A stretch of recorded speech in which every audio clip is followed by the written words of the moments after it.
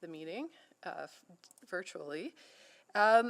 First of all, I'd like to acknowledge that we meet on the traditional land of Treaty 6 territory and acknowledge the diverse Indigenous peoples whose ancestors' footsteps have marked this territory for centuries, such as Cree, Dene, Saulteaux, Blackfoot, Nakota Sioux, as well as Métis and Inuit, and now settlers from around the world. And I will do roll call. So I'm Sarah Hamilton. I'm the chair of Urban Planning. Councillor Paquette. I don't hear him yet. Councillor Principe joining me in chambers. Good morning. And Councillor Salvador. Good morning. Wonderful. And I see, I'm just going to go through the list. I see Councillor Knack. Good morning. And Councillor Rice. Good morning. Oh, and I see Councillor Paquette. Yeah, good morning. Good morning. And Councillor Cartmel. Good morning. Good morning. And I think that's all we have joining us this morning. And Councillor Tang. Hello. Good morning. And I think that's all we have joining us this morning, though others may pop in. Adoption of the agenda. Councillor Principe? I would like to move adoption of the agenda. All right, and that's the March 8th Urban Planning Committee agenda. Any questions, concerns, amendments, or changes? I don't see that. Please vote.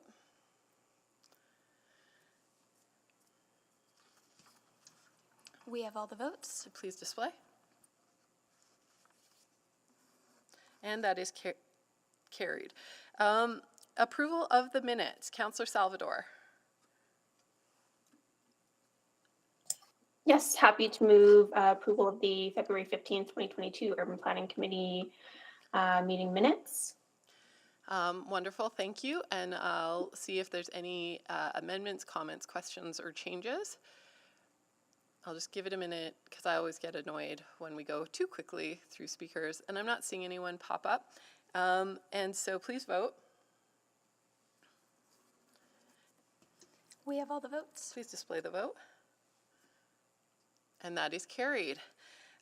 Protocol items, I don't have any. I don't think Mayor Sohi is here today, but he will be in the meeting this afternoon, at which point I think we should wish him a happy birthday, but perhaps spare him the singing, especially virtually, as it might be particularly tone deaf, but a very happy birthday, I think, to our Mayor Amarjeet Sohi. Selecting items for debate. I'll open the queue, although I think we have item 6.1, so I'll select that out, especially because we have requests to speak. Any additional selections? Not seeing any. All right. Actually, sorry, Madam Chair, I just do have one quick question on 5.3, if that's... Yeah, absolutely. Okay, so 5.3. We have 5.3 and 6.1. Any additional selections today? All right, Councillor Principe, would you move items not selected? I would like to move items not selected for debate. And that's 5. That would, No, 5.1, capital project profile for bridge rehabilitation options. 5.2, 102 Ave LRT pedestrian crosswalk recommendation. Marvelous, thank you. And no comments on that, and please vote.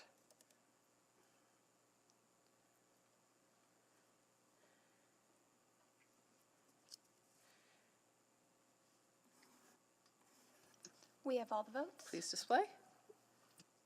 And that is carried. And Councillor Stevenson has joined us in the chamber, so welcome. Request to speak. Councillor Principe, I think you have that in front of you. Yes, we have Sherry Heschuk speaking remotely in engagement with Homeowners Association as city building partners. All right.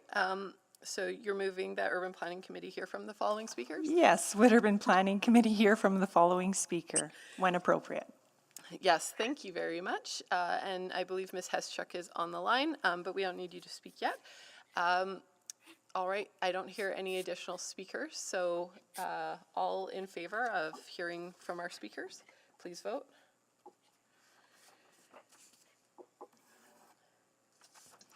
We have all the votes. And please display.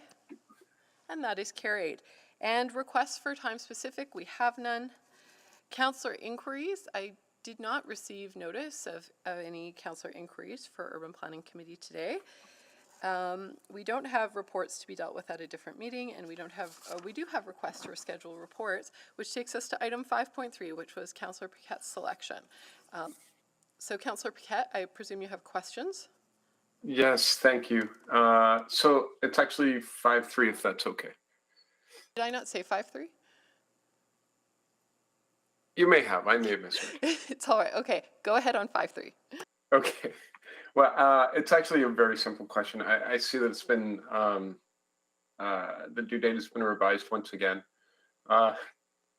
This has been revised for many, many months, possibly going on years. So I'm just wondering, is this are we going to get to it this year? Is the basic question here, Mr. Seabrook. Councillor, yes, the report will actually be released on Thursday. It's coordinated. We've tried to integrate it so that it's coming forward at the same time as the integrated pest management report. Okay, well, that is really good to know. Thank you very much. I really appreciate that. I was just hoping to get maybe more of an actual confirmed timeline. So thank you, appreciate it, and I'll be looking forward to that report. That's it. Thank you. Are there any other questions on items 5.3? That will no doubt be a very engaging conversation at Community and Public Services. Councillor Paquette, would you care to move 5.3? Yeah, I would love to. I will move that we reschedule 5.3 to March 21st, 2022. All right, I think that motion is good. All right, I'm getting nods from the clerk, so please vote.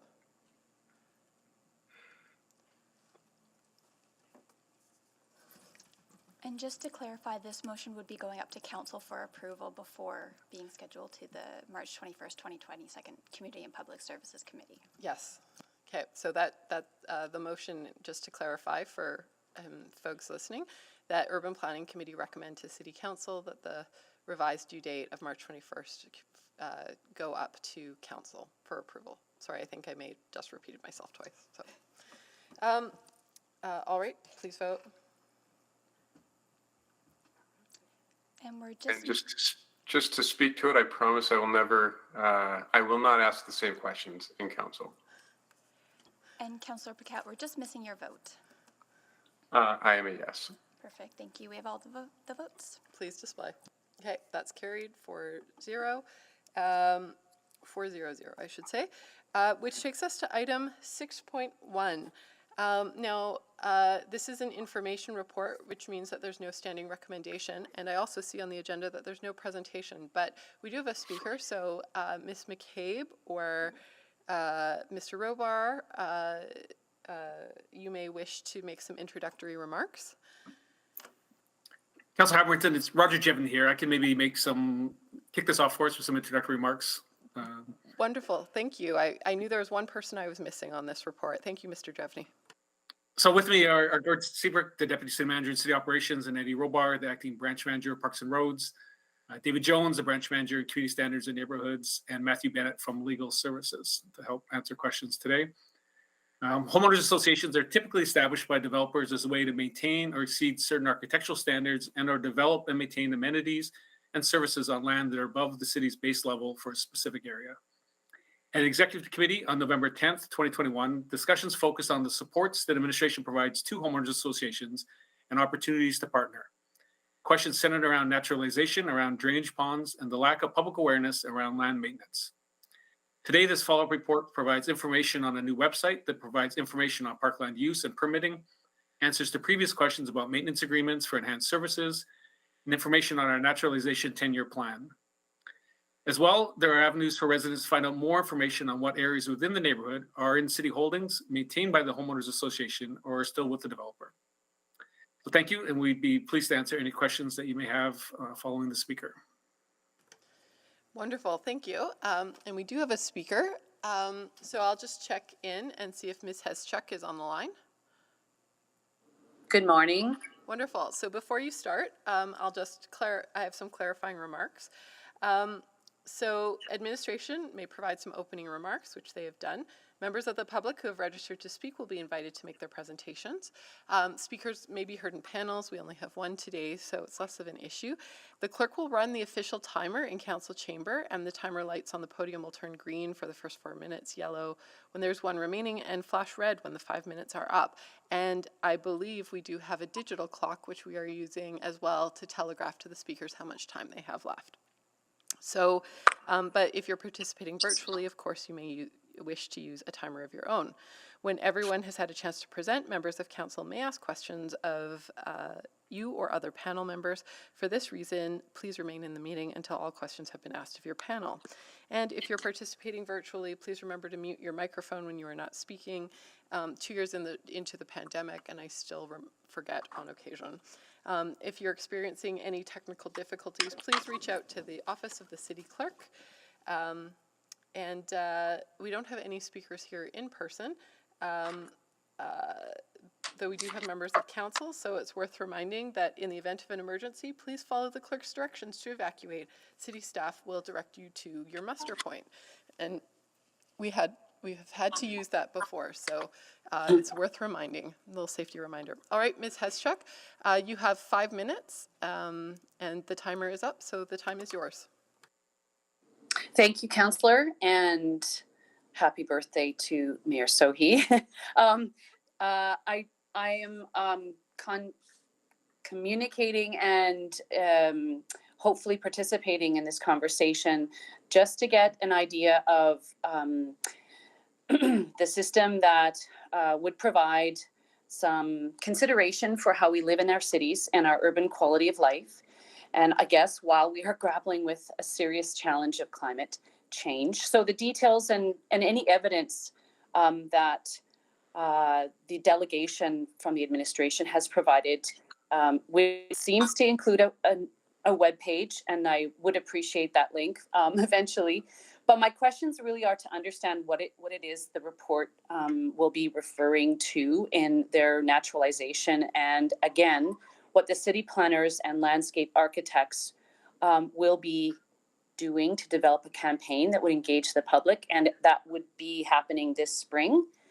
So we know that homeowners associations are established by the developers as a way to maintain or exceed certain architectural standards and develop and maintain amenities. And I guess my question is, do we need clarification on what the city's base level is for a specific area? And our local urban forestry and our nature-based solutions, as well as our sustainability professionals, and can community leagues be developers? Can you please give a brief description of what these certain architectural standards and base levels are with reference to established areas that are in mature neighborhoods? I'm sending a question about our neighborhood resource coordinators because they are exemplary and they have been providing a much needed resource to a number of our communities and are definitely providing information on grants. We need colleagues from other areas as they should be involved, and what could be an expert group on this if we're asking for them. And I just have some questions with reference for Parkland on, excuse me, on the CET, that's the Community Energy Transition Strategy and Action Plan. Are we using the strategies 23 and 24 to promote natural carbon storage sinks and also nature-based solutions? And because nature-based solutions are so multifunctional, climate adaptive, based on promoting biodiversity, recreation, social cohesion. Have we outlined them specifically? So far, I've seen some actions on accelerated tree planting campaigns. Jack Kennedy has explained we could have over 2 million trees within a number of years. Expand and acceleration, conservation and restoration of urban ecosystems. How does that fit in with this this homeowners association and city builders development agreement? I have also a really important question, I guess, to our urban planners in respect to updates and the comprehensive nature of the partnerships within existing parklands, and how our neighborhoods can be a part of that campaign, or how we can be involved in that, as well as do we know if there is a shorter term? 10 years seems to be quite far out of where we're looking at some of our strategies as they're real time. And I wanted to thank again for everyone being here today. I know I can't ask questions of the delegates, but I hope that my councillors and those on that committee do have some questions about that. So thank you again. Thank you, Ms. Heschuk, and for keeping under your time. Are there questions of the speaker? It's just open, so I'm going to wait a second to let it populate.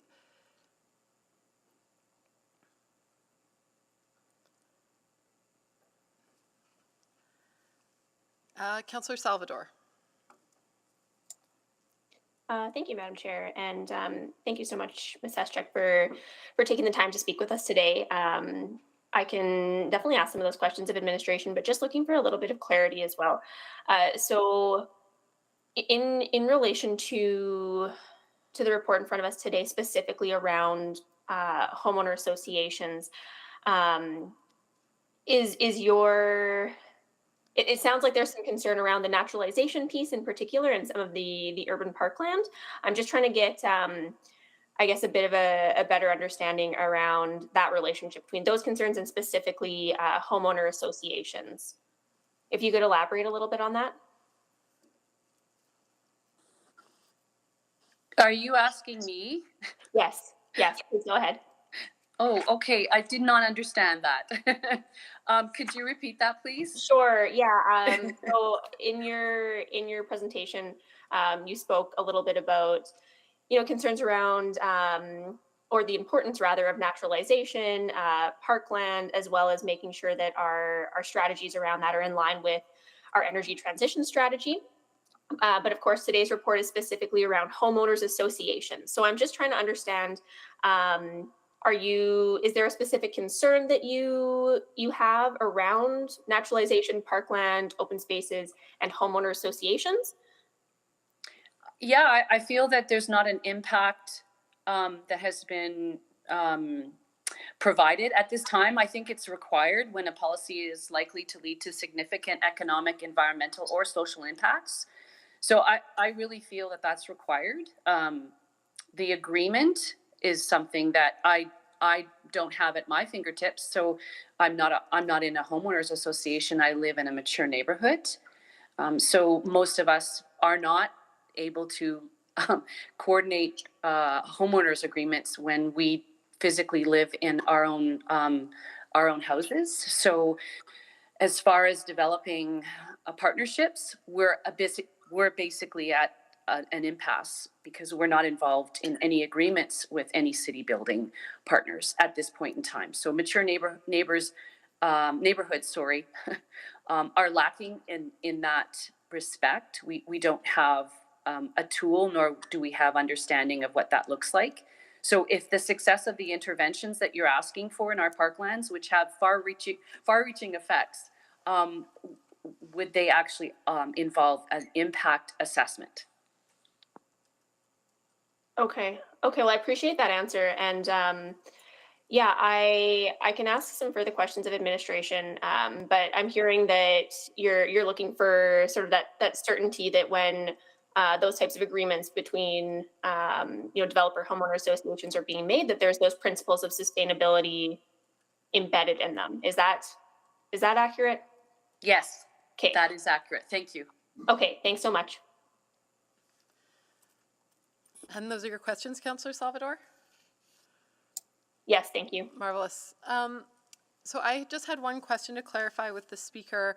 I believe in the report, it makes mention of not just HOAs being engaged in partnerships, but the ability for community leagues to engage in partnerships. And I would assume that this would be somewhat of a favorable arrangement for you, considering, and I take your point well, that not every neighborhood has a HOA, but many have community leagues. Is that accurate?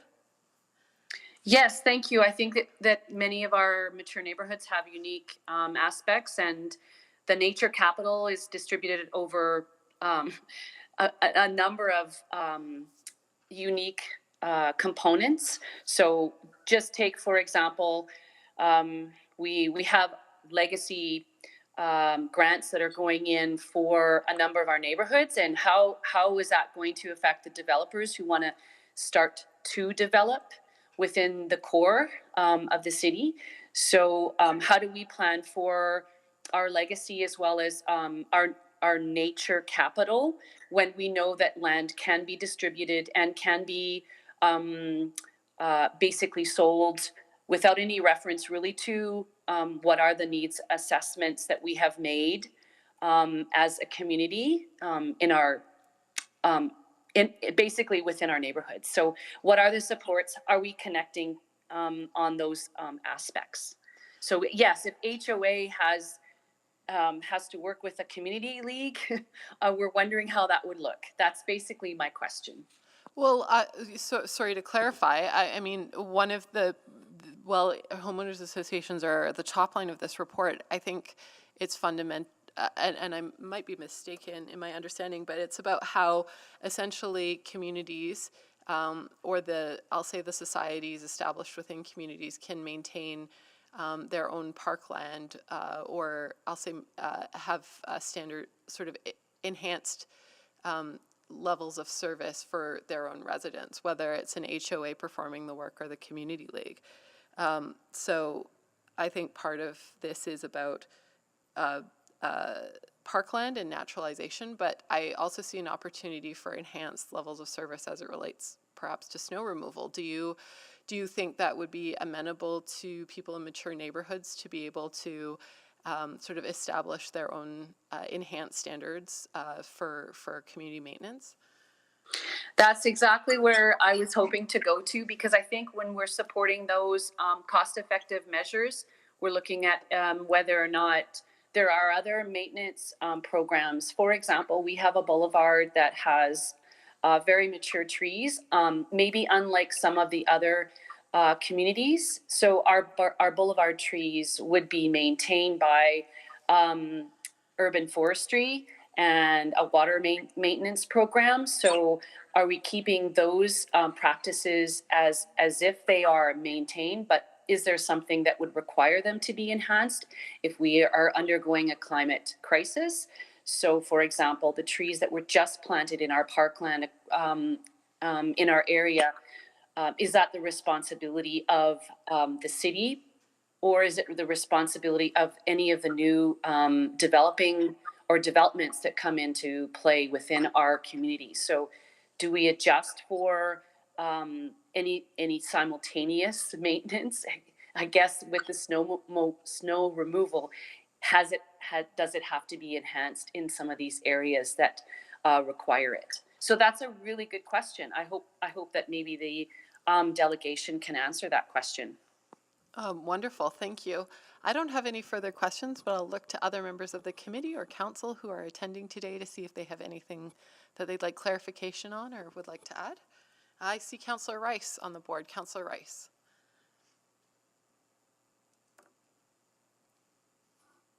Councillor Rice, do you have questions? Yes. Go ahead. Sorry for my computer delay. I do have a very quick question, and then this question actually from residents, and in the words I heard and back to last summer. specifically and for the homeowner association, how the maintenance being done, and based on what residents like laborers and who paid and to the organization. And I think this question come over and over. The community and the neighborhoods would like to know how the communication be done, and from community insight perspective, what type of maintenance be decided to do, and how this communication channel be more effective and with the residents.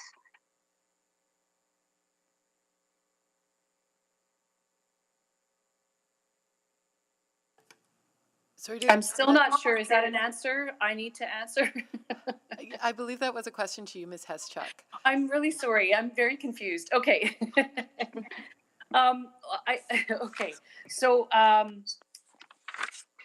again, thank you for the question. And I think the benefits that would be presented perhaps by businesses, citizens, administration could include that what matters most are not just the results of maybe a public consultation, but to gain some insight into those differences and the actual collection of those types of perceptions. So I think it doesn't matter whether you have a majority of or a minority of views on how we need communication, just that there is a potential for that to happen.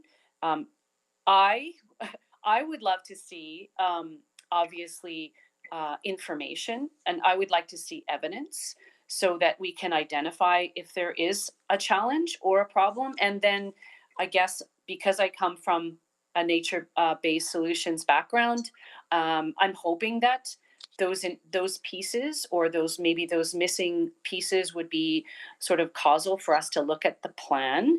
And if there's identified GIS, if there's a spatial planning manager who can support the process, or there's colleagues from different departments. I just feel this project needs to get going. And if there's a connecting nature team, I mean, what are the sort of the eventual processes that will go hand in hand? I'll just give you an example of the Glasgow Way. They had a demonstration garden. The project basically was an input and included a timeline. So I feel that there's a missing portion in that a timeline meeting could enhance some of this. What are we looking at in 2 years? What are we looking at in 5 years? Is there an issue if we wait 10 years? This is, I guess, my biggest question. So are we inspired to do this? Are we just waiting? To be mindful for my time, Ms. Heschuk.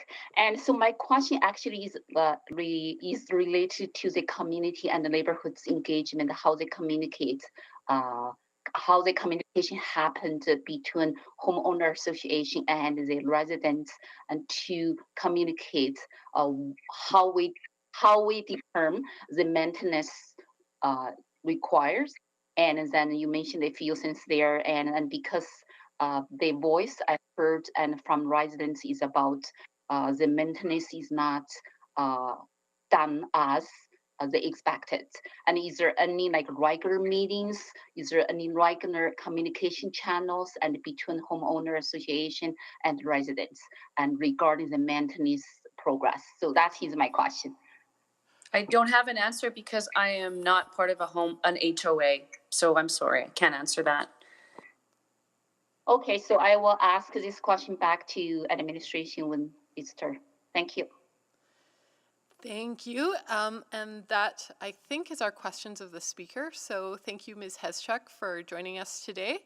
I'll now turn to questions of administration. So I'll just give it a second to populate. And Councillor Paquette.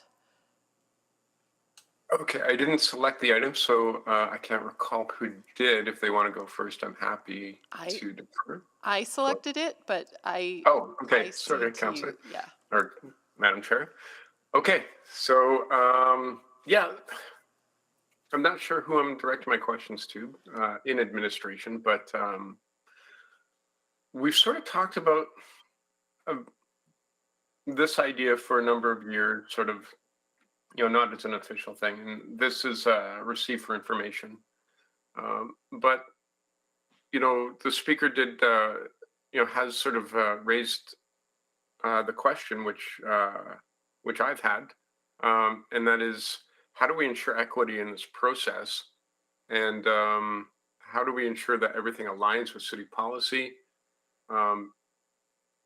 without giving special dispensations? And then how do we, if this is a good idea for HOAs, what, that's the second part of the question, so I'll just leave it there. I'm asking too many in a row.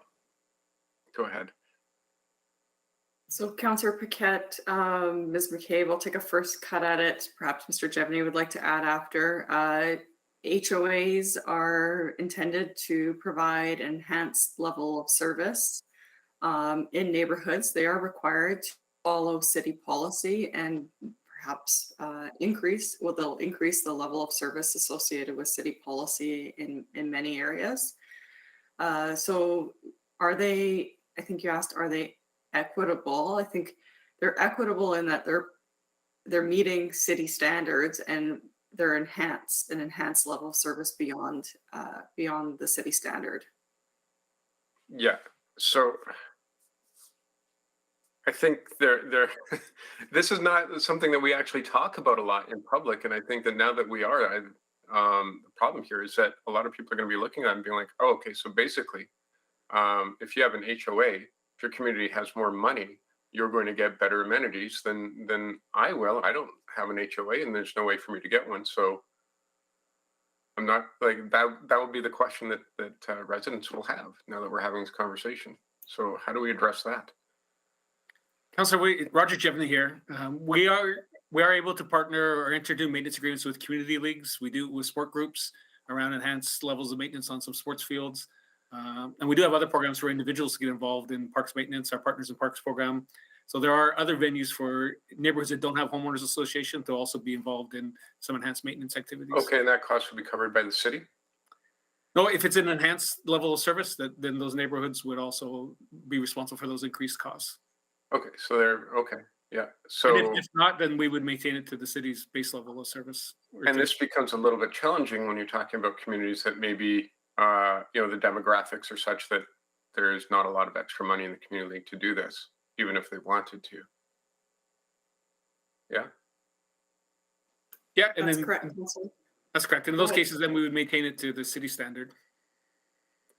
Okay, so one idea that's been kicked around for a couple of years that I haven't brought forward because I'm not sure how to do it in a way that makes sense, but talking to community leagues, they would love to have some sort of grant program where they can apply for a grant, especially if they are a community that doesn't have enhanced demographics, and whereby they could access a grant, they could provide that enhanced level of service. The city comes and checks it out periodically to make sure the work's being done, and if they are able to do it in an economic fashion, then they end up with a little bit of a surplus to also help the community. So things like mowing, shoveling sidewalks, that sort of thing. But on the negative side of that concept, which sounds great, is that then we're asking people to do jobs that basically the city maybe should be doing. So thoughts on that? So, Councilor, we do provide grants to community leagues to help cover their operating costs. They do maintain the Sure, but in the nothing licensed area. earmarked specifically toward maintenance like an HOA would enjoy. We do have other grants that are targeted, the micro grants, to help them do things like if they wanted some additional ice skating in the community on city land outside of the licensed areas. So there are a number of ways that we do funnel, provide grants to community leagues to help maintain their properties and to do some enhanced programming on parkland. Yeah. Yeah, and so it's interesting though, even with the awareness of such grants, to see there is maybe a marked visual difference between communities. So I'm out of time. I'll leave it at that. Thanks. Thank you, Councillor Paquette. Councillor Principe. Oh, thank you, Madam Chair. To administration, I just wanted to ask, I read that you're developing a plan to provide direction and exploring the feasibility of creating a map with the HOA maintenance agreements. Is that something that is that we plan to see in front of council? Councilor, I believe that it's just intended to go on a website so the residents would have the ability to look at their neighborhoods to see what properties are owned and maintained by the homeowners association, what are city lands, or if there's still lands that are being held by the developer and being maintained by the developer. So it wouldn't come back to council, but certainly it would be posted publicly for all to see. Okay, great. And when do you feel that that should be happening or will happen? I'm not sure, Mr. Seabrook, your team have a timeline on when that will be made available? I believe we're working towards getting that up and running this year, but I'll ask Ms. Fraser to provide some details on that. Thank you, Gord.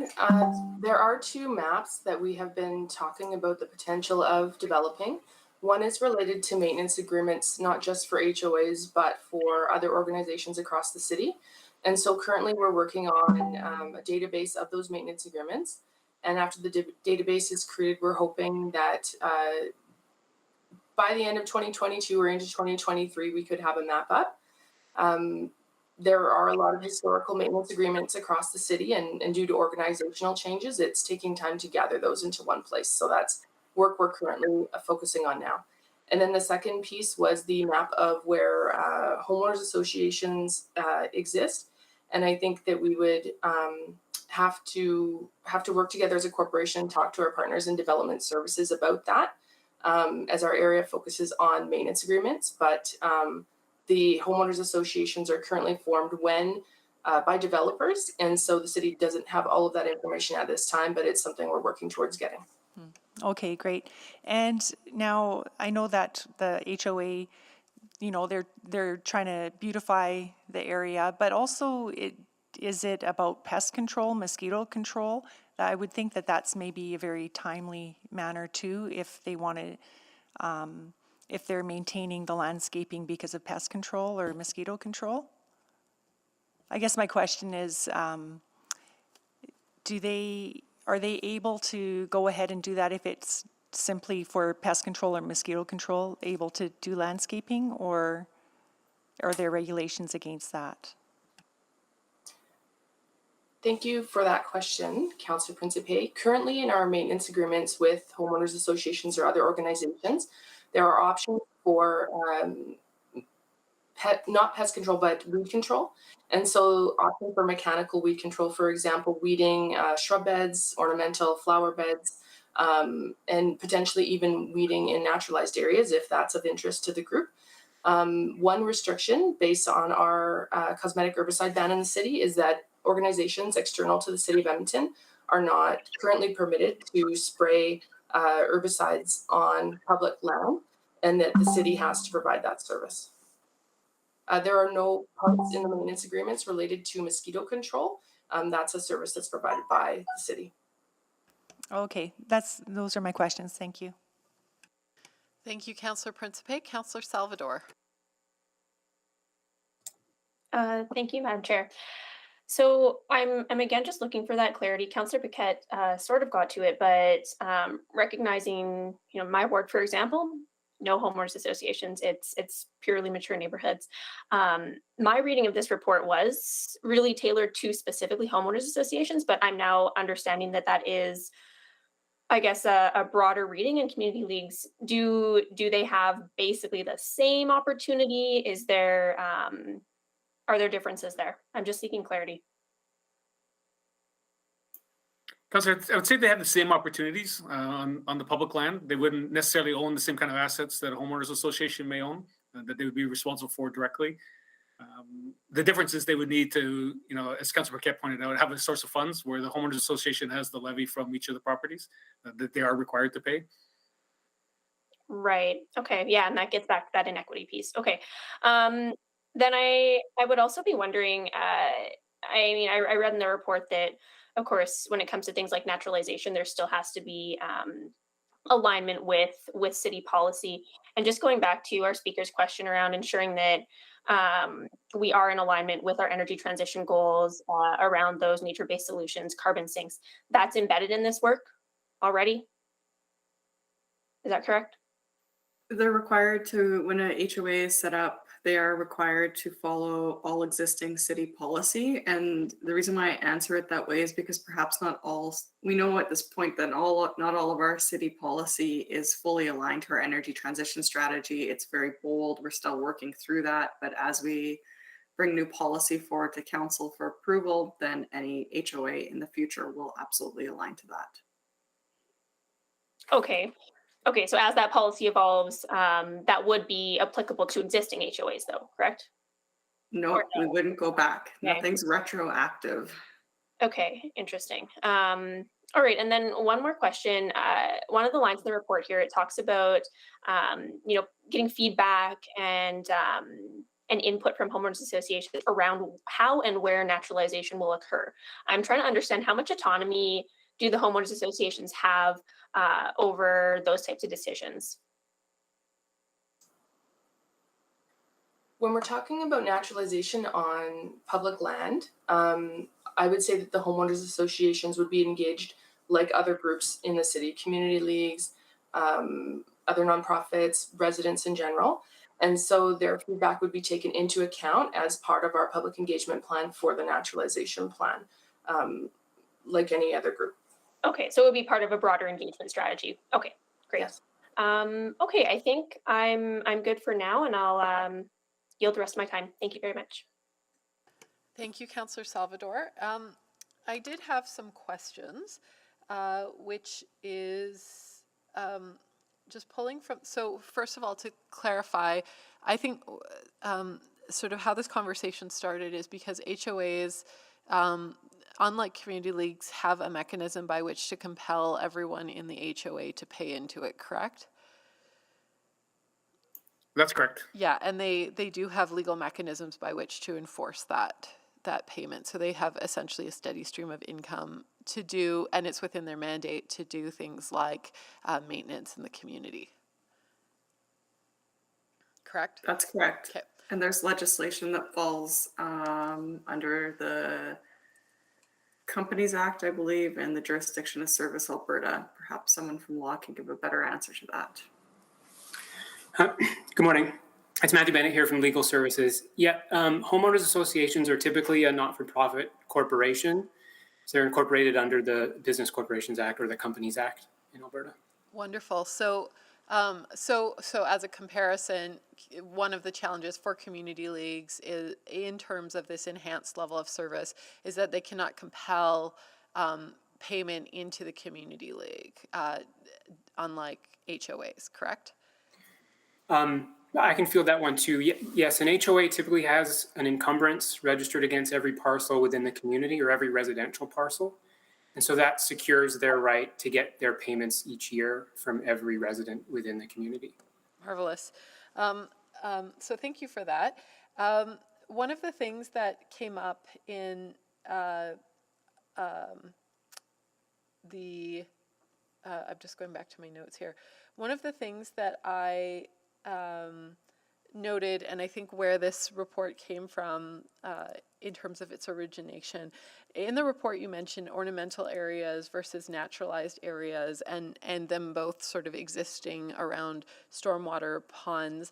And a lot of the information in this report is new to me, and in fact I see a lot of that work's been done since November 2021, and I'm wondering how you plan to clarify sort of the difference between those ornamental areas and the naturalized areas, conscientious of I would say the complexity of the naturalized areas around stormwater ponds.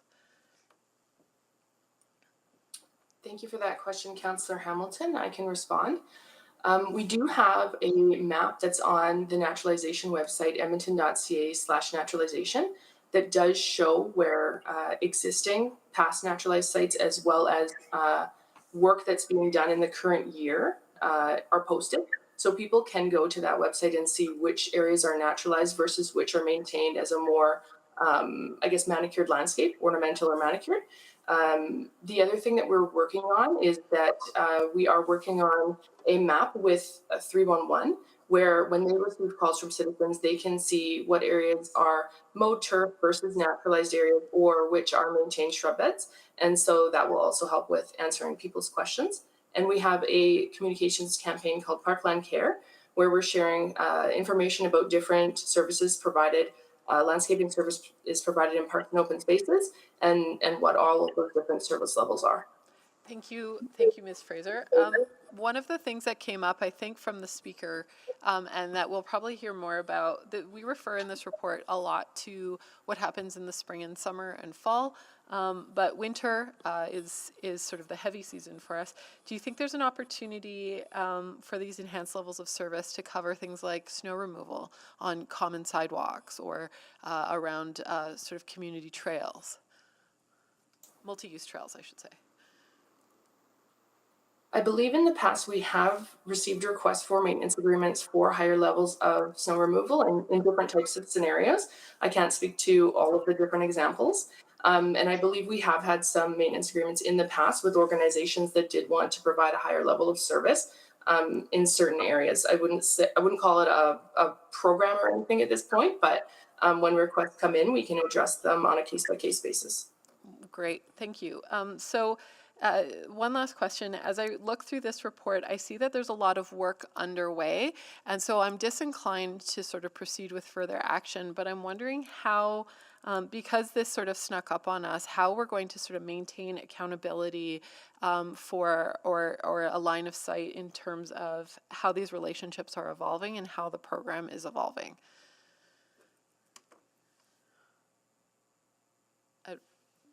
I don't know if someone from administration could answer that. Sort of when's our next check-in?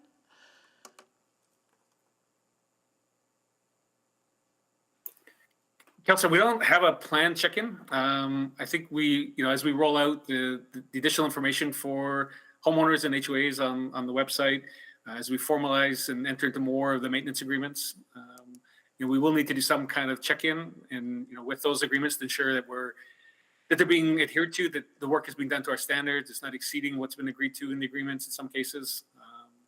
So I'm not sure a specific report back, but there will be ongoing work on implementing and monitoring these efforts. Thank you, and I'm well over time, so I'll go to Councillor Rice. Thank you, Madam Chair. And so I do have two questions.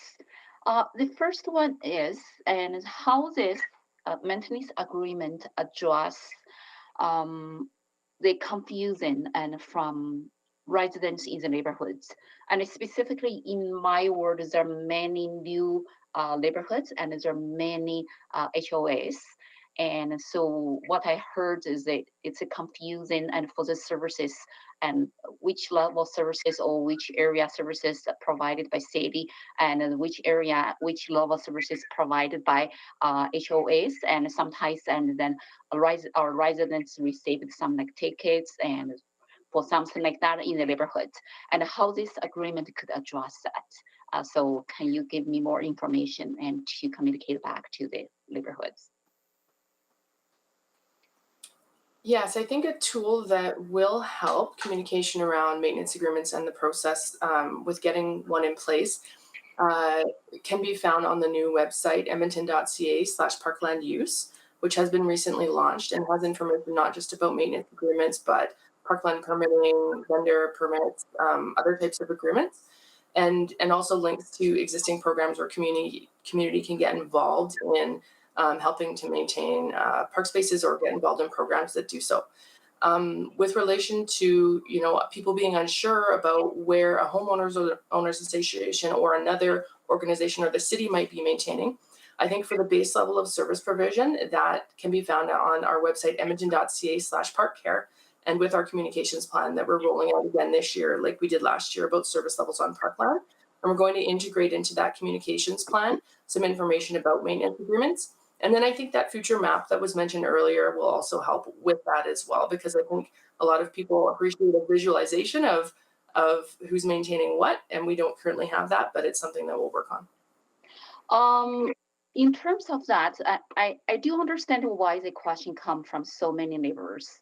And then because they paid the tax, they expect city provide services. And then second, they paid the fee to HOAs, they expect the services as well. And if we have this maintenance agreement in place, what's the financial cost and from our city's perspective?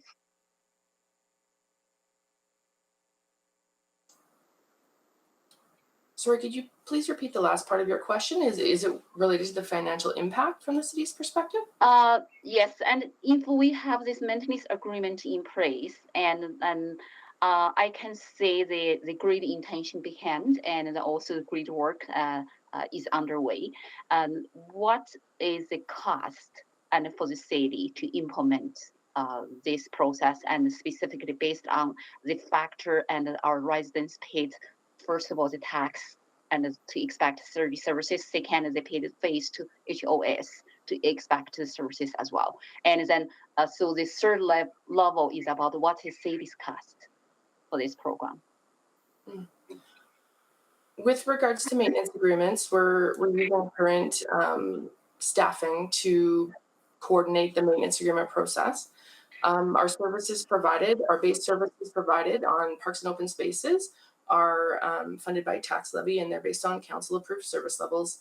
And then enhanced levels of service are provided by the organization and funded by the organization that contributes as part of that maintenance agreement or as part of that program that they're participating in. Is that fair to say is actually three type of financial resources to support this type of maintenance in the neighborhood? And the first one from residents, and they paid tax and paid the fees for the HOAs, and the third one is the city's cost. And then I think from that physical accountability and efficiency perspective, and then do we have that specific information right now, and then to do the deeper analysis and based on the service level and then financial cost?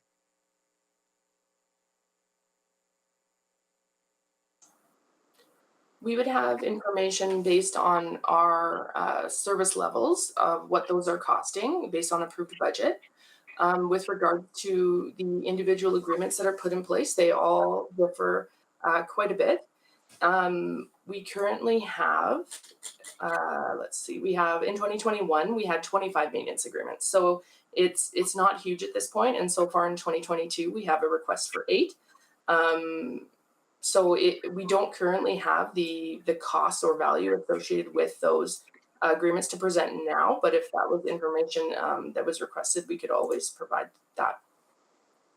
Okay, thank you. My time is out. Thank you. Councillor Cartmel. Thank you. Thanks for the report today. My questions are all around the naturalization of drainage ponds. So I have at least 3 examples in the ward I represent of drainage ponds, which I'm going to say were arbitrarily identified for naturalization without any engagement with the local community or with the HOA.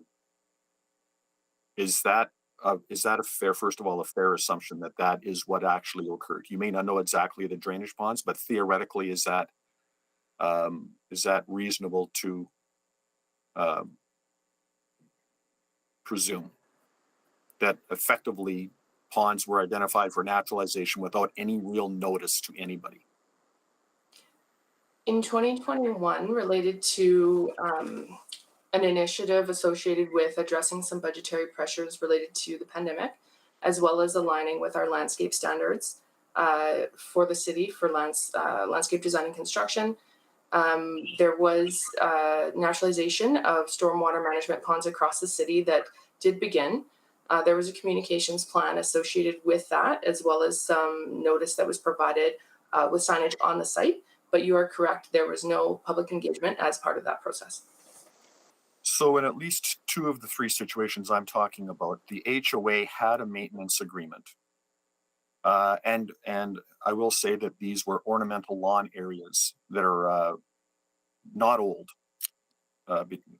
in at least one instance less than 5 years old, and a couple of other instances between 5 and 10 years old. We've got people that essentially, as Councillor Rice was suggesting, pay property tax, pay an additional fee to an HOA, and are expecting that drainage pond to be maintained to that a standard that was established. That standard was arbitrarily changed, and now those HOAs are being told, A, they cannot renew their maintenance agreement, B, they cannot continue with the agreement that is in place, and C, that these ponds have been arbitrarily identified for naturalization, all without engagement. Fair to say that that's a reasonable assessment of some of those situations. I think that last year we did have a few homeowners associations approach us to discuss the borders of the naturalization around the stormwater management ponds. And based on feedback from them, if there were certain recreational uses in the area, we were able to make some boundary changes. So I can't speak to every situation that was brought to your attention, but I know that in areas of the city where homeowners associations approached us, we did make some adjustments. But like I mentioned, correct, there was no public engagement. We intend to do public engagement with the naturalization plan throughout this year to inform how we do naturalization and where we do naturalization going forward. Right. So we're going to engage this year on something we started doing last year and are going to continue to do this year. And if the outcome of that engagement was that at least some neighborhoods did not want that naturalization and were willing to pay for the maintenance through their HOA, those drainage ponds would have already experienced 2 years of effectively abandonment because we don't actually naturalize. We just stop cutting the grass. So what do we say to those folks that are right now paying into HOAs, expecting a level of service that the city of Edmonton will not allow them to provide, and has made those arbitrary decisions without any engagement? Should we not be at least going back to maintaining those ponds until at least the engagement process has had a chance to run its course? Councillor, I think you raised a good point on those ones that are in this transition period. And I think as part of that engagement, we will connect with those, specifically those ones that are in sort of that flux state, and see what options are available in terms of extending the HOA until we determine what the new parameters are around naturalization and what that new plan looks like. But I think we can work with those individual areas to make sure that we're meeting their needs and that their homeowners associations. Well, I'm Mr. Seabrook, sorry to interrupt, sir. I'm just watching my time tick away. I think we need to go one better. I think we need to explicitly state that we will maintain all drainage ponds in those new areas until such time as the engagement has run its course. And without such a guarantee, then I need to know from you what motion I need to move to make sure that that work is done until we've engaged with people that are paying for a service that they're not getting.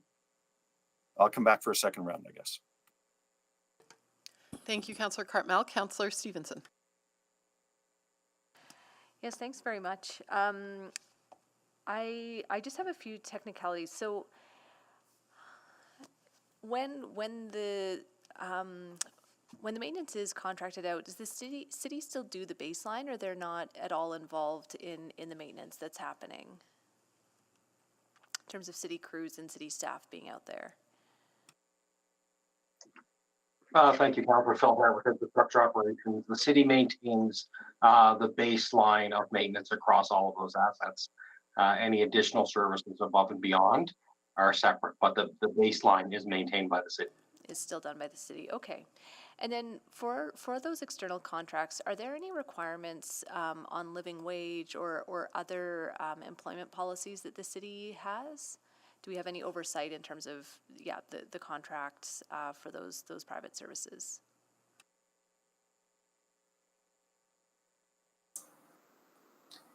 Through the maintenance agreements, there are parameters that are provided for homeowners associations or other organizations that are going to be contracting out services, or in some cases, they even use their own staff or volunteers. And so there are considerations that need to be signed off on from the city for those with relation to environment, for example, or safety. Okay, and is living wage part of that? My memory is that for procurement, we do require living wage from external agencies that we procure services from. Just wondering if that's the same case in this instance.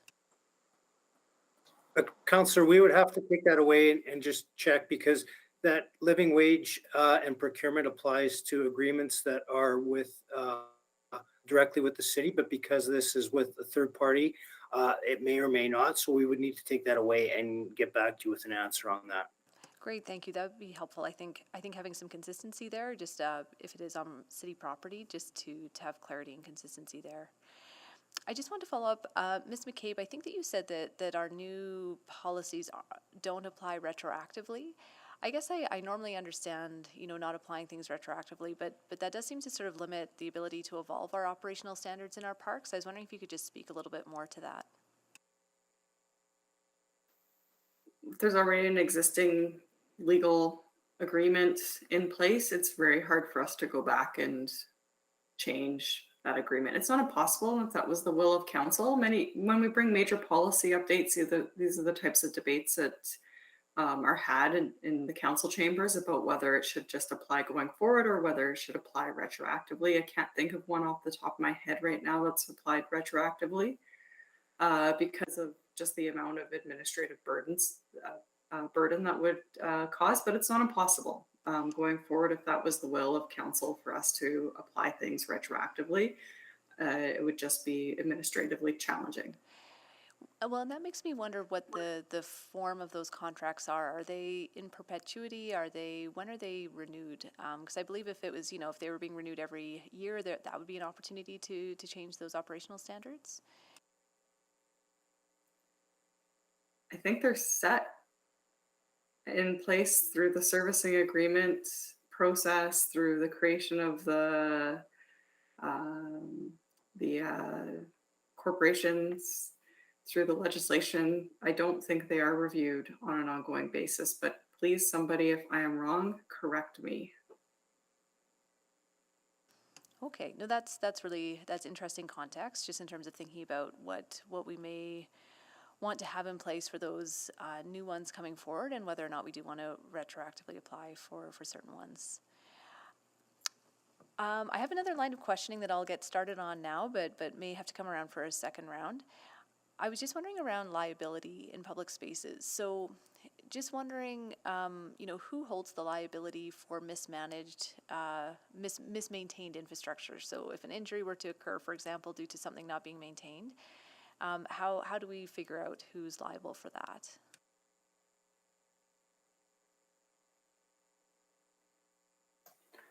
So maybe I can take a stab at this one, Councillor Stevenson. The city's ordinary liabilities for any of our land will always continue. If through a maintenance agreement, we're going to try or negotiate with an HOA or another party to have them take on some of that liability, that can always be done, be sort of on an agreement by agreement basis. So it would basically be, we would be asking this other party to indemnify the city. So if a loss happens and the city's liable for it, we would then be able to turn around and make a claim against that third party. Okay, well, I'll follow up in the second round just in terms of what our current practice around that is. Thank you. Thank you, Councillor Stevenson. Councillor Salvador. Thank you, Madam Chair. So I'm again just trying to really understand how we avoid a scenario where there is a quite clear disparity, I guess, in service level.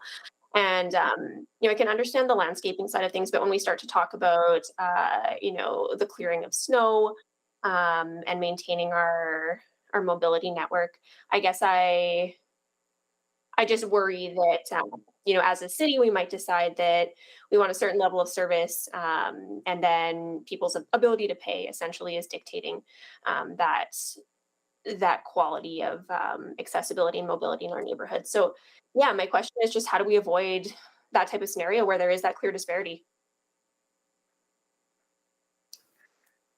Councillor Salvador, my thoughts on that would be that we have a base level of standard within our city policies that realign very strongly to the city plan, that there's a dedication from this council to implement the city plan and have a level of service that helps create that mode shift, that there's a commitment to creating the conditions for success for people to be able to get around differently in our city. And what an HOA allows is for an enhanced level of service beyond that city plan standards. So I think, you're correct in identifying that HOAs create disparity in our communities, and that there's areas in the city that have a different level of standard than other levels of standard. But what I would say is that I feel like some of the risk is mitigated because the city level of standard is quite high in our neighborhoods in terms of people being able to get around and access to park space, etc. Okay, so yeah, I think for me that just really underscores the importance of setting that baseline standard at an appropriate level. And I think, yeah, snow clearing is one that really sticks out in my mind.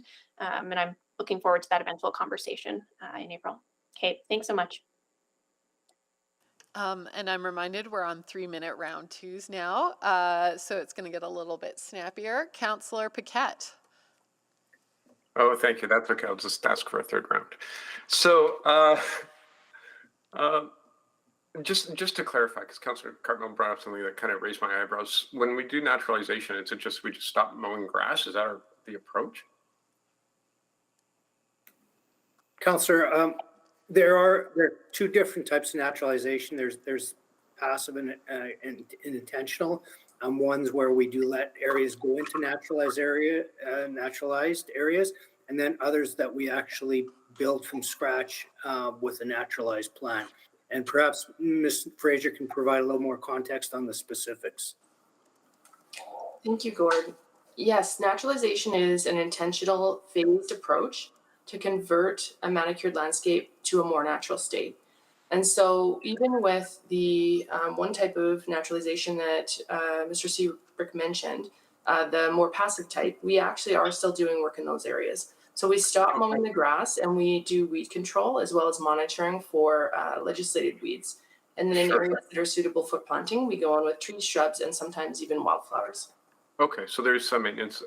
It is kind of confusing sometimes because the grass that we have in city is actually not indigenous to the area. So naturalization is a little bit different than perhaps permaculture. And we'll have that discussion next month.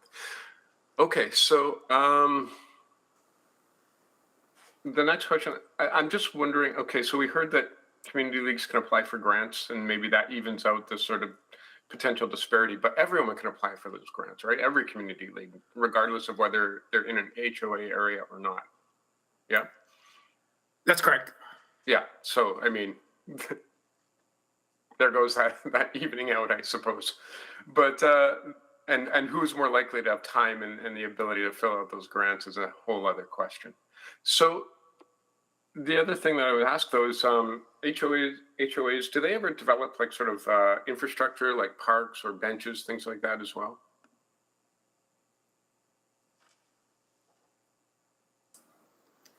Mr. Wood would be able to help with that, or Mr. Wong.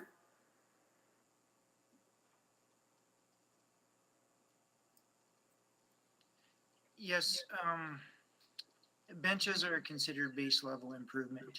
So the city would normally be responsible for the operation and maintenance of the bench and trash can, that sort of thing. Okay. And what about built infrastructure? Do HOAs get involved in built infrastructure? Yes, sometimes there can be enhanced amenities, we call them. So they're structures or other things that are above base level that the city doesn't really want to maintain. And so we're okay having them on city land as long as another party is taking responsibility for the operation and maintenance. Yeah, okay, I'm out of time, thanks. Thank you. I have a motion, but it's not ready yet, I don't believe. So I'm just going to continue down the list of speakers to Councillor Cartmel. Thank you. So just building on Councillor Paquette's question. So there are circumstances where all we have done at drainage ponds is stop cutting the grass, correct?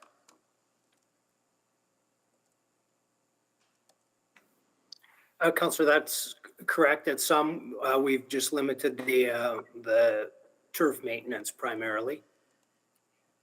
And there's situations, and the ones I'm talking about almost, as far as I know, entirely consisted only of areas where we stopped cutting the grass.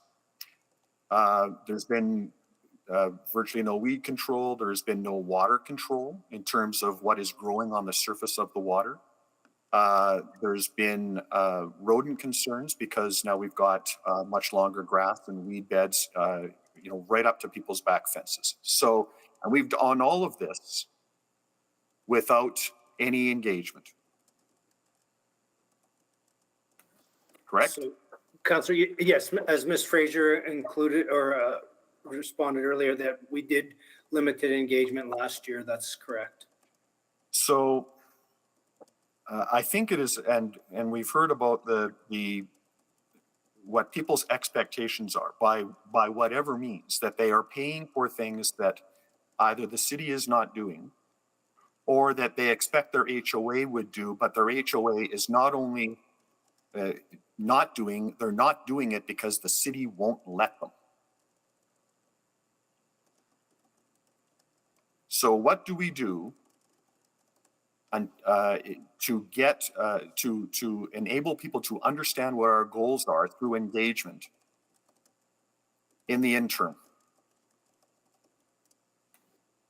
So, Councillor, I think there's a couple options. We certainly can pause in terms of the progression of any more locations and go back and look at the ones that we added last year. I think we'll also have to connect in with EPCOR in terms of what they are looking at doing with respect to some of those drainage ponds, so that whatever naturalization we come up with, it matches what their intent is to manage the pond. As they're responsible to the water component, and we're responsible for the grass component or the greenery around it. So we would want to make sure that we connect in with them as well as the engagement with the associations. So now this is an HOA conversation, and what I'm talking about is more down the road of naturalization. And you spoke earlier, I think it was you, Mr. Sebrick, that spoke about different approaches to naturalization. One of my constituents is the executive director or the CEO of Ducks Unlimited, and he's been asking repeatedly for a conversation with our naturalization team and can't get one. Where is the appropriate place to have conversations around naturalization? Is it here or is it at another meeting? And when? So the naturalization, we have identified last year through the budget process that we would be carrying on the public engagement this year. So that will be starting and delivered through the course of this year, at which time we will update the naturalization plan and then present that back to council. In terms of the specific timelines, perhaps Ms. Fraser can speak to when that engagement is going to commence and what that will look like. Great, thank you. These 3-minute rounds are going very quickly. Councillor Rice. I would like to echo Councillor Tim Cosmel's question, because I actually heard repeatedly same question as well. But I would like to ask this question from different angle. And then if we have this maintenance agreement in place, and then is that very clear and for the grass controls and the water drainage ponds maintenance, that is all the concerns come from, and specifically in the winter, in the summertime, is this very clearly and from accountability piece and reflect in the agreement what is the implementation plan for this, and also what is the public engagement plan and for this type of things?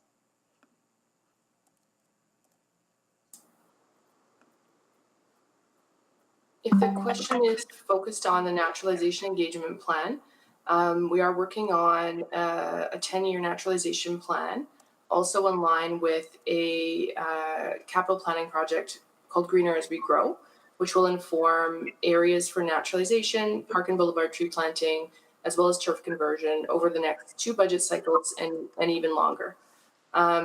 There is going to be a phased public engagement approach throughout 2022 that will go into 2023. And so the first phase will include gathering information about people's knowledge on naturalization, as well as what the general support level is.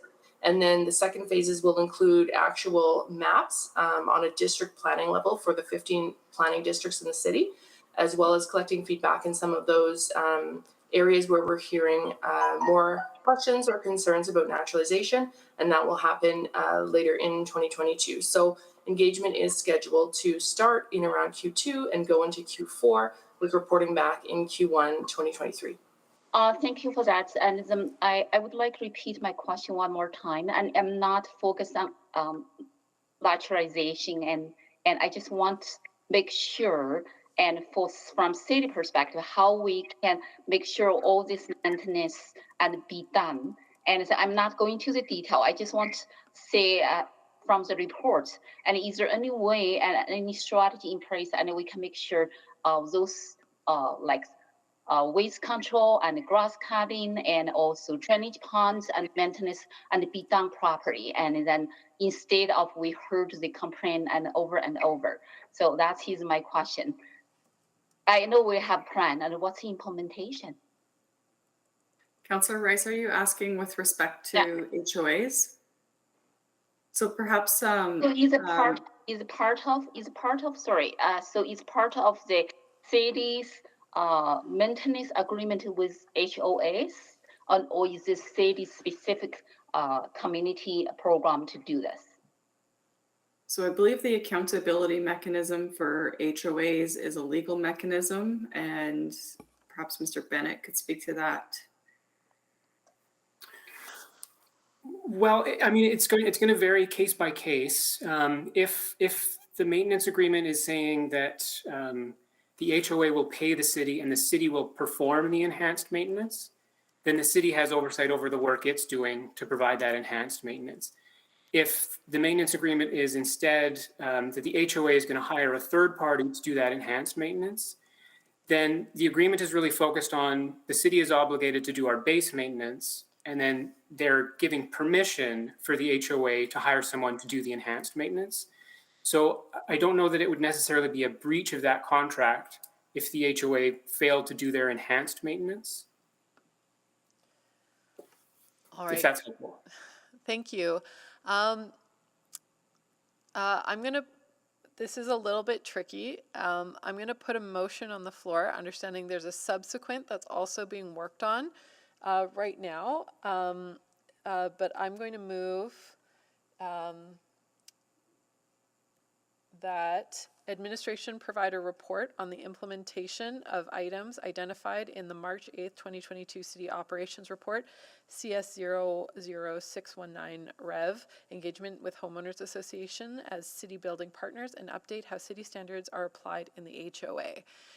And this is essentially and I'm going to come back to the other people with questions, but I just want to get this on the floor. This is the accountability mechanism I spoke about earlier, so that we can loop back sort of at the end of the season, perhaps, Ms. McCabe, to see, I keep referring to Ms. McCabe, but this is actually coming out of citizen services and city operations. So it equally applies to Mr. Jevney and Mr. Seabrook, but I'm guessing this will help us sort of have a check-in at the end of the summer season in the mid-fall to see how some of these engagement pieces are working. So I'll put that on the floor just so we can continue with sort of the line of questioning, but move forward. Councillor Wright, you have not had a round yet. Hi, thank you. Can I still ask questions of administration, or is it just in regards to your motion at this point, Councillor? Absolutely. You can ask questions of administration. Okay, thank you very much. So just sort of going back to the line of questioning on the naturalization around the storm ponds, I believe it was said that weed control is also part of that with the use of herbicides. So I'm wondering how the use of herbicides is natural.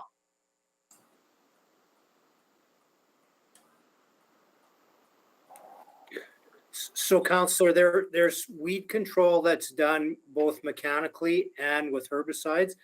The herbicide weed control is only done in accordance with our integrated pest management policy and any provincial guidelines. So it's not just weed control in the form of spraying. Much weed control is done mechanically, so with crews that go out and actually pick weeds. But again, it depends on the type of weed as well. So there are some weeds that are required to be controlled and others that can be left to grow. Okay, and then maybe that will come back to, I think Councillor Paquette was talking more about the permaculture, so that we don't have to worry about that weed control if we are looking at more natural indigenous flora, I guess. My other question is about the Homeowners Association. If there is one in a development, can they still have a community league established? And how do they sort of manage land available to them? Yeah, Councillor, I think most of the homeowners associations are in areas where there are community leagues. We still designate the land on the neighborhood parks for the community league in a separate license area. So they can coexist, certainly. Okay, but in order to get the benefits of community league membership, so discounts with city facilities and whatnot, that would only be applicable to the community league membership, right? Not the homeowners association membership? That's correct. Yeah, currently our only agreements are with community leagues and the Federation of Community Leagues. Okay. And then so my understanding is homeowners associations are normally established at the development stage, right? By the developers? That's correct. Okay. And then so how long is the developer responsible for that contract? And then what happens at the end of that time period?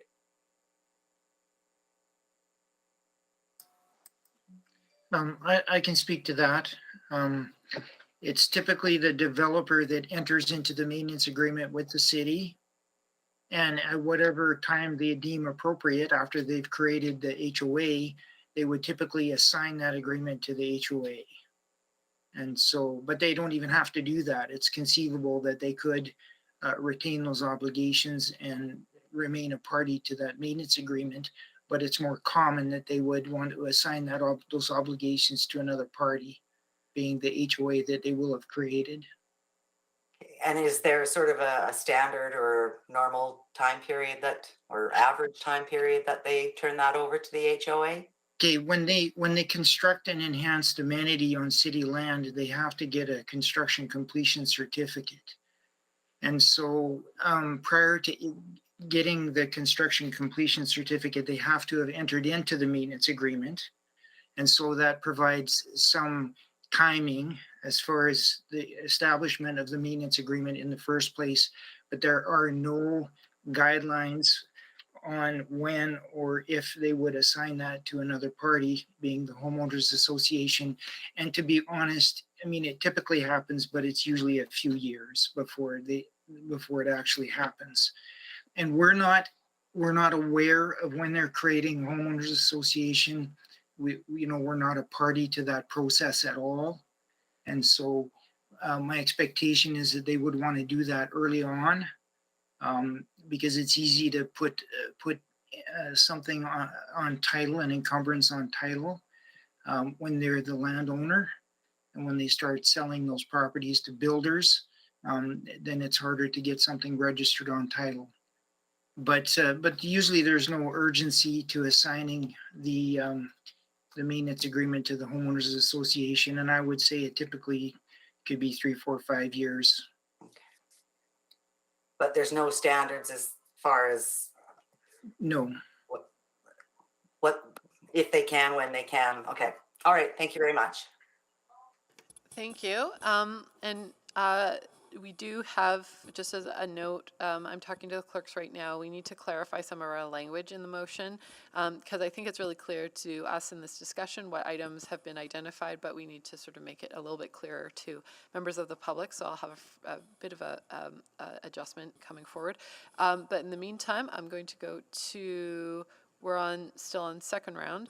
So Councillor Stevenson, who as a point of order, I should note it is also her birthday as well. So March 8th was a very lucky day for Edmonton and the world who's been born on this day. It's also International Women's Day. So it's practically a national holiday. I'll go to Councillor Stevenson. You are far too kind. Thank you very much. Yeah, I just wanted to follow up. So my line of questioning around liability for public spaces that are maybe maintained by other agencies. My interest is in, so I was thinking in my ward, I don't believe we have any HOAs in Ward O'Dayman, but we have a ton of condo boards, and I think that they function in a similar way in terms of representing owners' interests. And I've been thinking about some of the open space deficiencies that we have throughout some of our higher density areas, but also recognizing that there's a lot of private amenity space that's currently held. So again, not to make motions or direct work today, but just wondering about the opportunities for the city's general liability to apply on private lands when they're used for publicly accessible public spaces.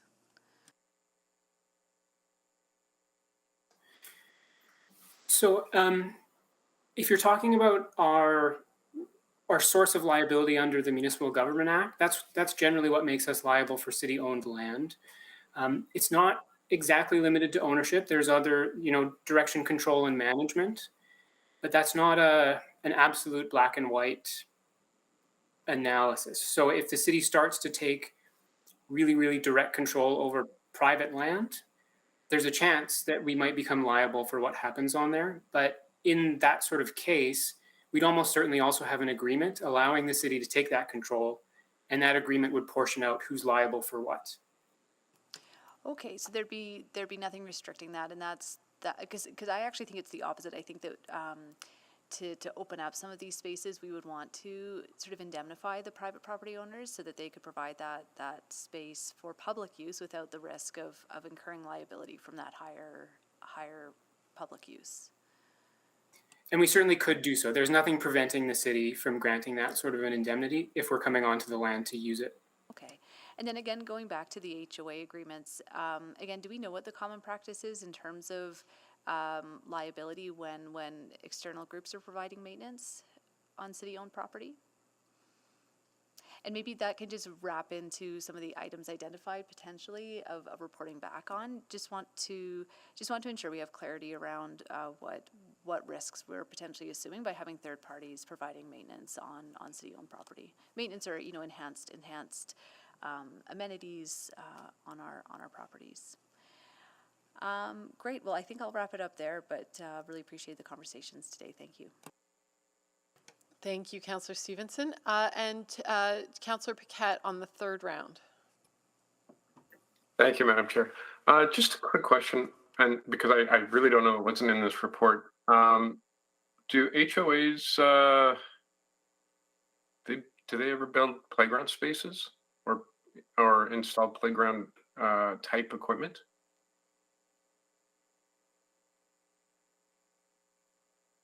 Does anyone know the answer to that question? I think they do. I'm pretty sure they do, but. Yeah, I believe they do, Councillor, and also other types of recreation infrastructure could be delivered by a HOA. Yeah. So that makes it tough. I've got a community in my ward that applied a few years ago for a park grant and playground grant, and they got it. But it's as you know, like some of these communities are growing incredibly rapidly, and there's need for another playground, but they're excluded from being able to apply for that grant.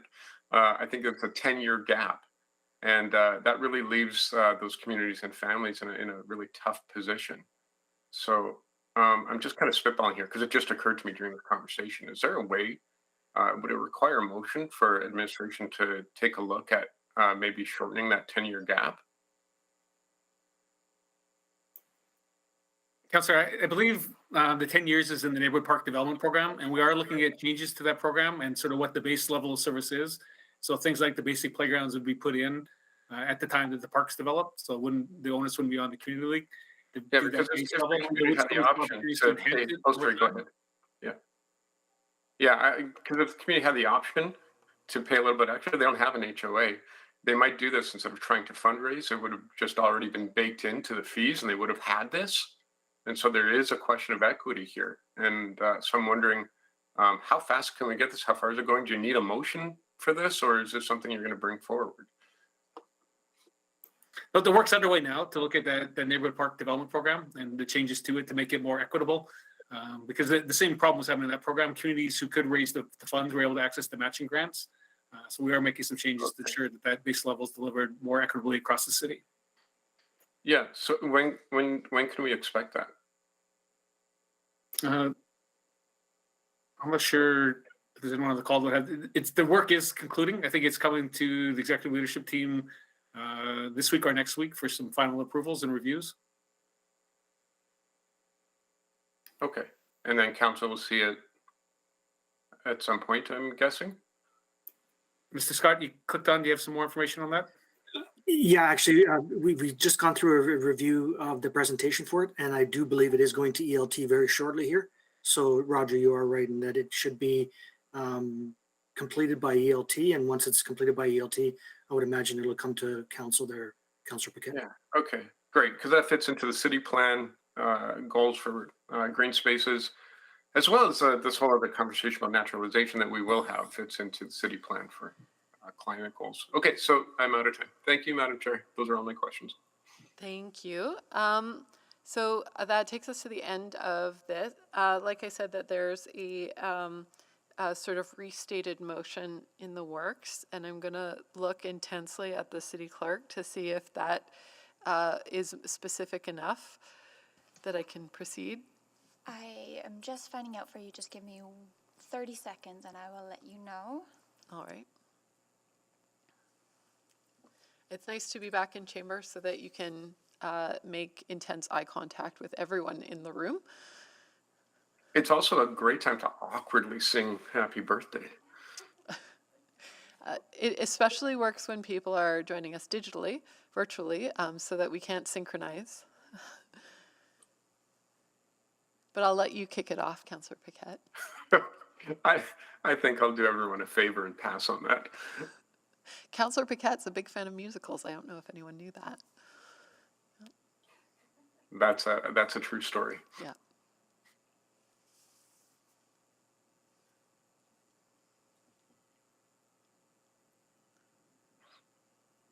Just waiting. I'm just because there's people listening that might think they're disconnected. So just pausing for a second to make sure that we get the motion all squared away.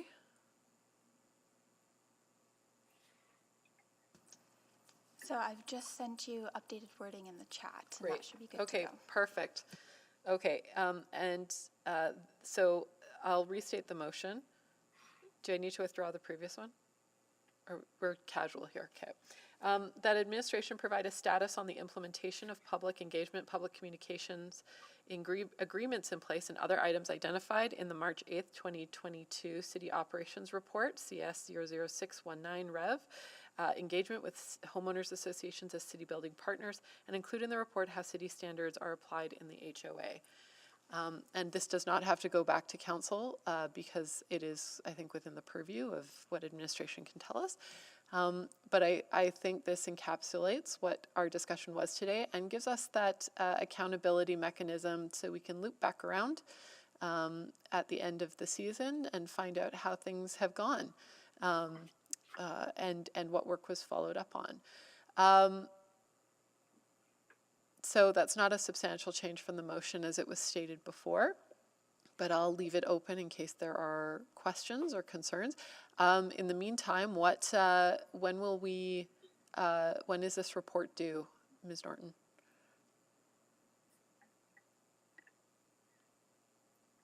So we're currently looking at a date of March 2023. March 2023. Okay, so in a year's time, looking at this and seeing how we've how the sort of season progressed. All right. So March 2023. Any questions, comments, or concerns on this? All right. I'll ask for committee to vote.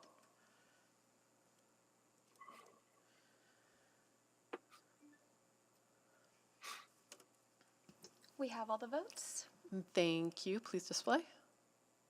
And that is carried. Now, sort of further to the conversation from Councillors Cartmel and Councillor Rice, I believe Councillor Principe has a subsequent that she wishes to make. Thank you, Madam Chair. I do have a subsequent motion I would like to make, that Urban Planning Committee recommend to City Council that administration pause naturalization around drainage ponds and continue regular turf maintenance at all city drainage ponds, subject to a report to Urban Planning Committee, including public engagement is complete. So this has to be referred to City Council because it does have some pretty significant, I shouldn't say significant or insignificant, it could have budgetary impact.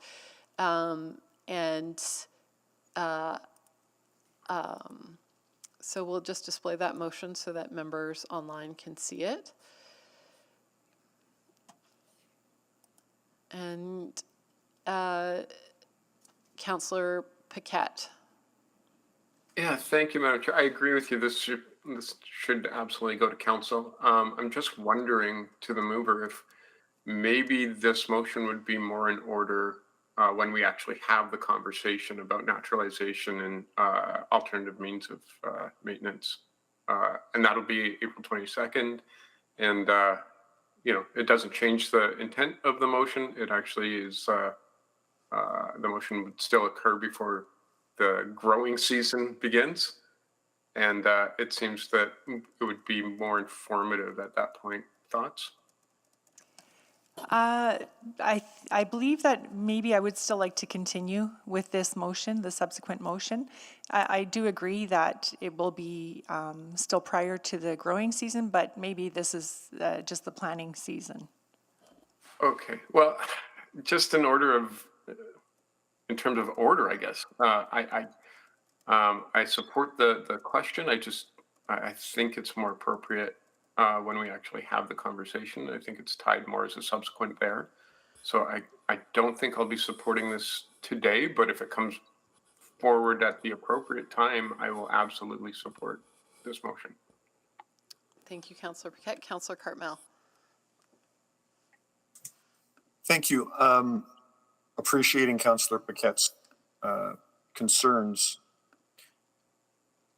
There is an HOA piece to this. I guess to the mover, is there a potential modest amendment that might be made here that speaks to the HOA aspect of this, that there is a pretty significant component of partnership with HOAs to perform this maintenance, and that needs to be that potentially needs to be communicated to HOAs, that those that have been denied agreements can now get those agreements for turf maintenance, and that admin is also so instructed to allow HOAs to assist in that maintenance. So understanding that there is a turf maintenance conversation coming April 22nd, there is also an HOA piece to this concern. So you're asking if you can make a friendly amendment to the motion? Well, I can't do anything because I'm not a member of council, but I'm wondering if perhaps with administration's input, they would be able. If this motion needs to be amended to properly address the report in front of committee today. My concern is waiting until April 22nd to have a turf maintenance conversation and then essentially leaving the HOA question in limbo until then is a potential concern because agreements need to be put in place, renewed, reestablished, permitted, whatever other adjective you want to give to it. And if we wait till April, then HOAs might not be aware that they're going to be allowed to do what they've been doing in past years. And So I'm not sure if there's a recrafting or not there, but. And Madam Clerk, are you able to make that amendment on the, or change on the motion? Yes, if we could just have that repeated, that amendment, and if it's friendly for a committee, we can make that change. Otherwise, it would need to be made as an actual amendment. So if we could just have that amendment repeated and confirm with committee. Would you mind repeating yourself, Councillor Cartmel? Okay, I'm just give me a second then.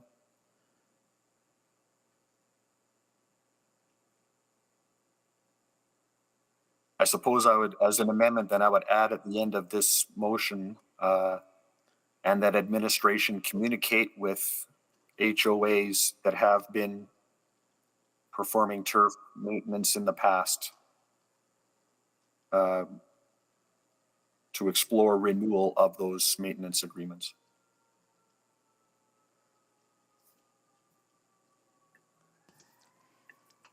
As long as that's friendly with committee, we can add that in.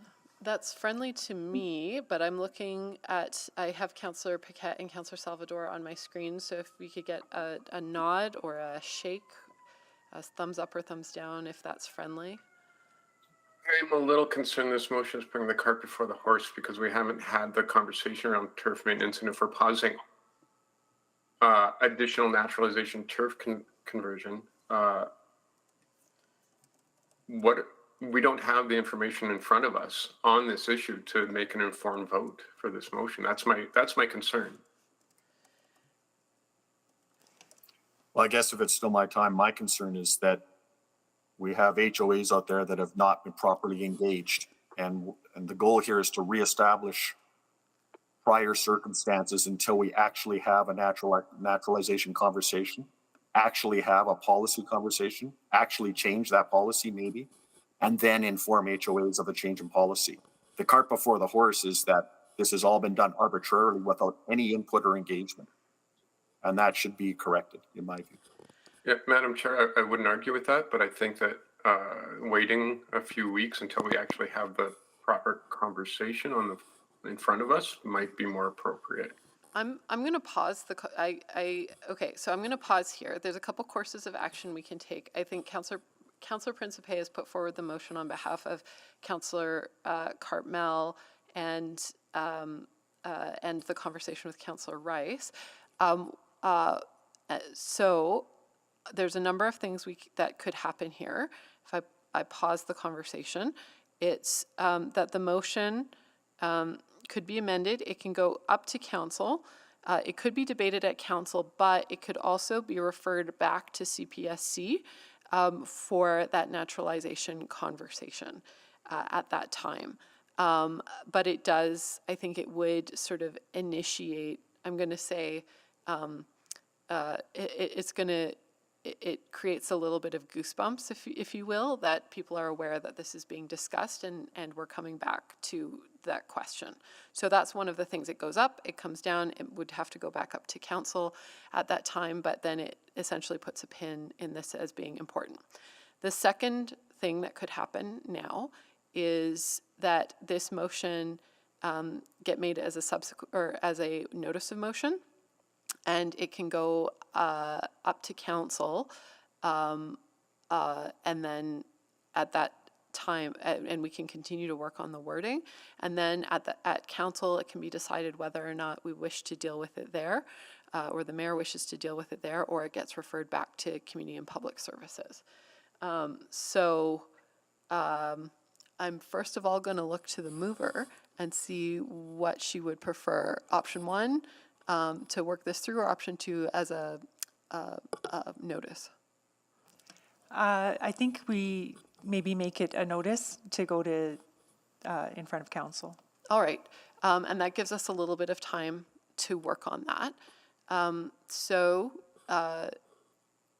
With the agreement of the assembly, I'll ask you to withdraw the motion. I will withdraw the motion. Thank you. Perfect. Councillor Rice, you're on the board. Do you have questions, or is that amenable to you?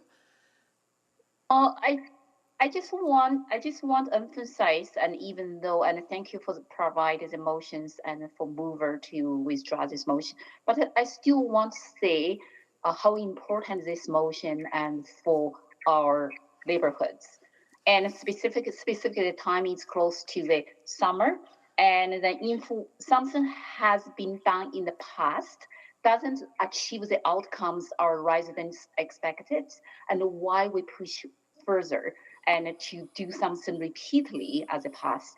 And then that is the point I want to say. I appreciate all the concerns and from other concerns, but I do think this motion needs to be dealt with as soon as possible. That is what I would like to say. Thank you. I appreciate that feedback. So we'd have to deal with it at council anyway. So I respect the mover making it as, or intention to make it as a notice of motion. So that concludes the item on 6.1. We don't have responses to councillor inquiries.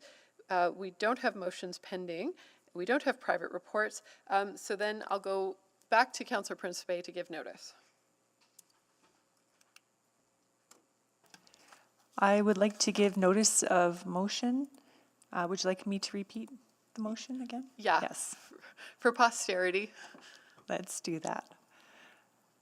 I would like to make notice of motion that Urban Planning Committee recommend, or that administration pause naturalization around drainage ponds and continue regular turf maintenance at all city drainage ponds subject to a report at Urban Planning Committee, including public engagement is complete.